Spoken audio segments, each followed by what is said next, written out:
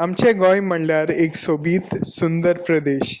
Saint Francis झेवियरान आनी जुजेवाजान आपल्या गोपान सांबाळल्यात आनी आपल्या बेसावांनी भरल्यात. सैमीक गिरेस्तकायेन भरिल्लें आमचें गोंय. वाऱ्या वांगडा दोलपी माड गोंयकारांक आनी भोंवडेकारांक येवकार दितात. वेगवेगळ्या धर्माचे लोक माये मोगान रावतात. दोंगुल्ले मळबाक तेंकतात.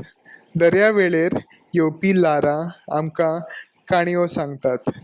देवळां, इगर्जी आनी मशीद आमकां एकचार शिकयतात. दर एका गोंयकाराची भास गोड आनी मोवाळ ती कोंकणी. आमी गोंयकार लोक उदार. आमचे मदीं कुसकेपण ना. आंबे, पणस आमची रुचीचीं फळां.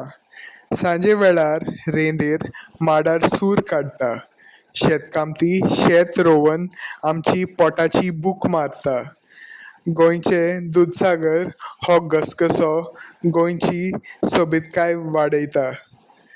गोंयांत आयिल्ले भोंवडेकार गोंयच्या सैमाच्या मोगान पडटा आनी गोंय सोडून वचपाक सोदिनात.